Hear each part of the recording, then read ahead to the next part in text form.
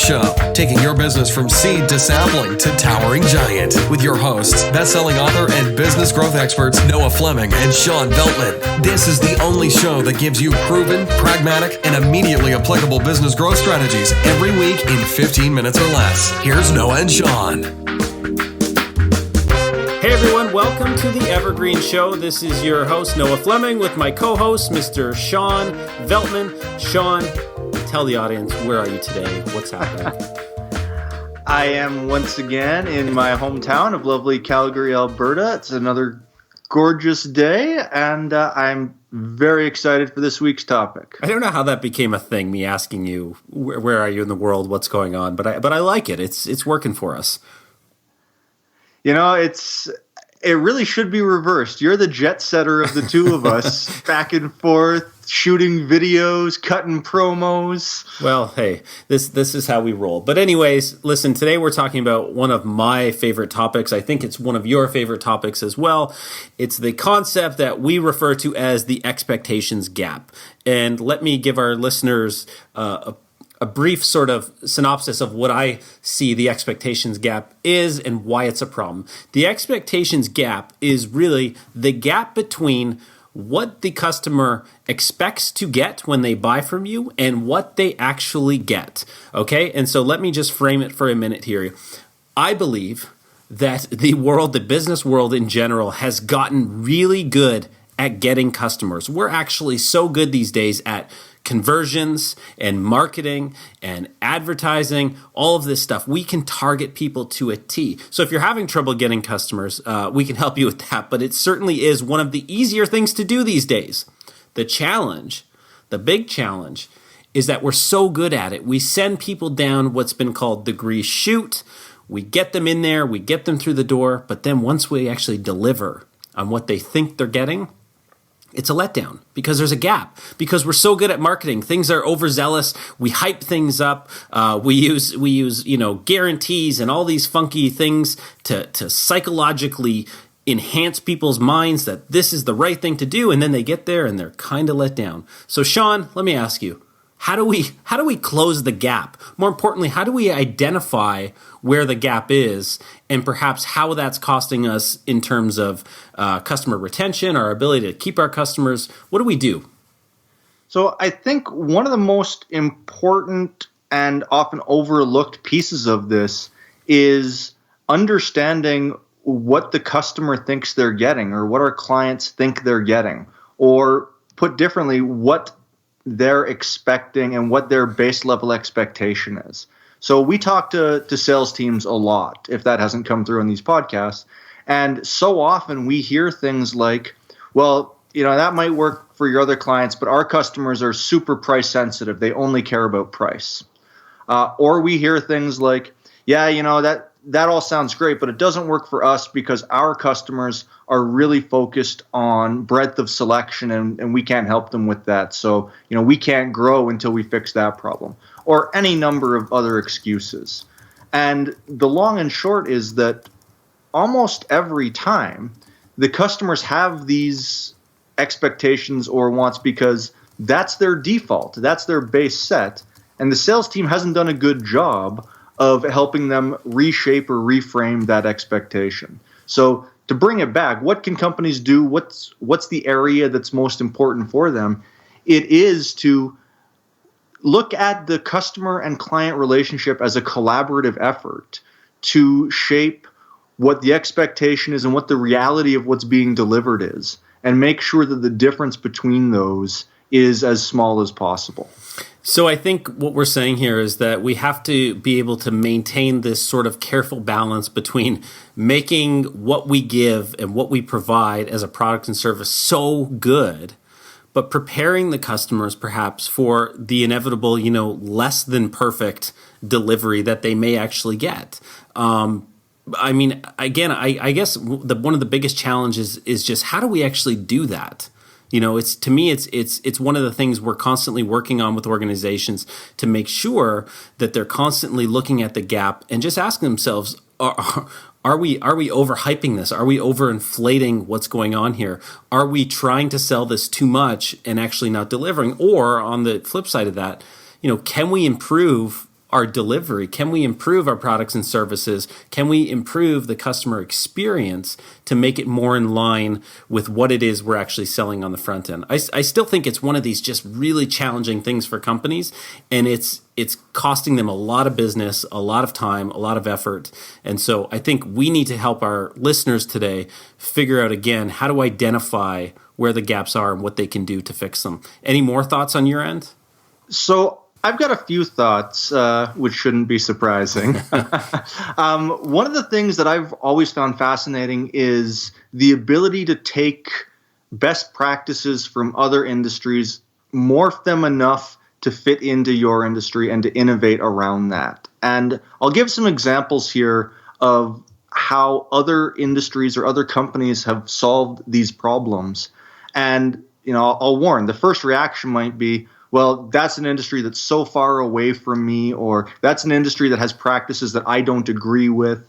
And I'd like to say, I'll start off by saying that doesn't really matter, right? Listen to the story, take the lesson, and see if you can see how you can make it work for you. Are you going to the adult film industry or something? I'm not. I'm actually going to something far sleazier, to the world of network marketing and Amway and all the rest of that. Oh, gosh. Okay, here we go. Let's hear it. So, back in at least as far back as the 60s and 70s, and I'm sure further back, the top level distributors knew that they had a problem when they were recruiting people. What do you think the problem is, Noah? I don't know. What is it? They knew that as soon as they recruited somebody, that person would go home and proudly say, "I'm selling Amway." And all their friends and family would say, "Are you out of your mind?" And they would assail them with these facts about how bad an industry it was. And they would give them, the cold hard truths around how 99.7% of people who get into the industry will lose money, and about how the average Amway commission for a year is negative $60, and really bum out the person with these horrible facts. So how would they fix this? How would the distributor actually get people in and keep them in? It's a pressing problem, and this is probably one of the biggest examples of the expectations gap, because you bring somebody in and you're selling them on your new free millionaire lifestyle that you'll get once you're 5 years in and have a downline of 1 million people. But once that person leaves the pump up room, they end up feeling extremely deflated when their friends, family, everybody else, starts knocking their decision. So what the recruiters found, and what the best distributors did, was they built that into their presentation. That before they let the person leave, they told them, "Look, you're going to go home, and here's what's going to happen. Your wife's going to tell you that this is a stupid idea. Your parents are going to tell you that this is a stupid idea. Your kids are probably going to tell you this is a stupid idea. And they're going to tell you all these stories about how the average is negative and that most people lose money. But here's what they don't know, that you're not average, right? You're a superstar, and you're going to be one of those 0.3% who do it. And you're going to do it because you know X, Y, and Z. And whatever X, Y, and Z, they gave them a reason to believe. But more importantly, they inoculated them against the facts that were going to come their way. Yeah, and now, by the way, I need you to buy 1,200 rolls of toothpaste, please. 1,200 tubes of toothpaste. Well, of course, that's an investment in your future. One of the other places, another sort of sleazy area where the expectations gap really reared its ugly head and where they dealt with it was the world of late night infomercials. And so they had a problem where, at 3 a.m, when you're down in your McDonald's cheeseburgers, that ab cruncher sure looks like a great device. And so you order it, and then it comes, and then what you find 3 weeks later is that bill on your credit card doesn't look so good. And you know what? You really enjoy McDonald's cheeseburgers. Therefore, you don't really want this ab cruncher. And so they would refund it. And so refunds were a huge problem in this. And I think it's again, this idea of the expectations gap. You're sold this thing, but then it gets there and there's a lot of sort of, buyer's remorse about it. And so what they did in that industry was they introduced the concept of the stick letter. And the stick letter was, again, a tool to resell you on everything you had just bought, to set the expectations of what to come. This is not going to be easy. You are not going to be able to eat cheeseburgers. But you know what? You're going to have abs of steel in no time at all. All you need to start doing is thousands upon thousands of crunches every minute of every day. And so, I'm exaggerating, of course, but yet this was this idea. So again, I think what we need to do is we need to be able to look at, how are we selling our products and services? And then again, putting on our customer hat, asking, are we delivering on those expectations? Do we seem to have a problem with retaining customers after the fact? And if so, why is that? I think I'm a huge believer, Sean, and you can tell me what you think of, first of all, I hate surveys. I hate surveys. I hate them. But what I love is one-to-one qualitative discussions with customers. And I think, again, when you've got millions of customers or hundreds of thousands of customers, obviously you can't have one-to-one conversations with all of them, but you can certainly have a number of conversations and you can start to look for these themes. Are there areas where we're creating this sort of expectations gap and not delivering on what our customers expect? And I think it's so hugely important because, again, we're good at marketing. We're good at getting customers these days. We're bad on delivering what it is we tell them they're going to get. I think that's a great point, Noah. And I just want to kind of close the loop on, we told two stories and two examples from industries that a lot of people will look down on or will say, well, that's not what I do. I sell high-end financial services, or I sell industrial supplies to other businesses. So I'm not selling Amway to my neighbor's cousin. What does that have to do with me?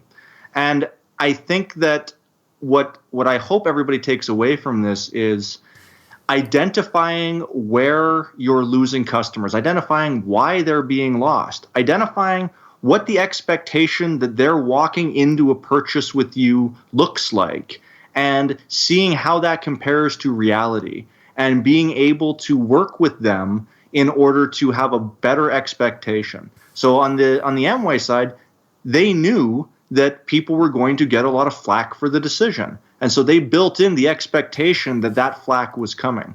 To pull the curtain up a little bit, you and I often use a variation of that when we're working with companies, Noah, and we say, guys, you're likely going to experience some pushback from some of the suggestions that we're making. It's Tuesday now. I expect your first complaint to come in by Friday from these departments, and here's why, and here's what we can do about it. Right. You can expect the first guy to quit in 3 weeks. You can expect the complaints to start on Thursday. But look, this is all common. Let's set the expectations up front that this is going to happen, and let's deal with it. Exactly. And so, I just want to make sure that we're very clear here. We're not passing any moral judgment on these techniques. These techniques are useful, they're valid, they're incredibly powerful for companies, for individuals. We're just expecting that you already have a good product and service, and that the expectations gap is there because there is a difference in what people are thinking and your experience in actually delivering it. So let's simplify it then for everybody, so we can get away from those sleazy industries that may turn people off. And almost every business says they provide the most amazing and incredible customer service, or they provide an unparalleled experience to any of their competitors. And so the expectations gap is the moment that you don't deliver on that, you've created a gap. The moment where, your service is pretty crappy. And when you say it's a wow experience and you're unparalleled, but I send you an email and it takes 3 weeks to respond, that's an expectations gap. And so a lot of businesses create this just by the things that they say because they think they need to say them. So Sean, we are almost out of time here. We need to give our readers or our listeners a challenge here. Okay, so I think the challenge should be fairly self-evident at this point, and it is see if you can actually get a past customer, a lapsed client on the phone and have that qualitative discussion with them about why they quit. see if you can identify where there are expectations gaps between what you're providing and what they're expecting, and start working on measures to reduce that gap. Maybe it's explaining to people as part of your sales process what to expect over the next 6 months. Maybe it's just spelling out for them everything that they need to do and that you're going to do in the first 12 steps so that they have a sense of certainty. Maybe it's something completely different. But figure out where your specific expectations gap is and start putting some simple processes into place in order to address it. Well, there it is, my friends. You heard the man. So listen, we are just slipping over the 15-minute mark here, so I'm going to wrap this up. Thank you, everybody, for listening. Sean, that's another fascinating discussion. One of my favorite discussions is the expectations gap. I think it's so fascinating. If you enjoyed this podcast and you want further resources, definitely check out Sean and I's new book, Dealing with Difficult Customers, where we address the expectations gap in great detail. Definitely check out where I've written and talked about what's called the hierarchy of horrors, and we'll talk about that on another podcast, but I think really valuable in defining the expectations gap. Thanks for listening. Leave us a review on iTunes. You know the routine. If you like this, share it with others. If you think you know somebody else who would benefit from this, please share it with them. It's certainly valuable to us. Otherwise, we will see you next week, folks. Thanks for listening. Be sure to join us each and every week for another great episode of The Evergreen Show with your hosts, Noah Fleming and Sean Veltman. If you enjoyed this episode, please rate and review, and we'll catch you next time on The Evergreen Show.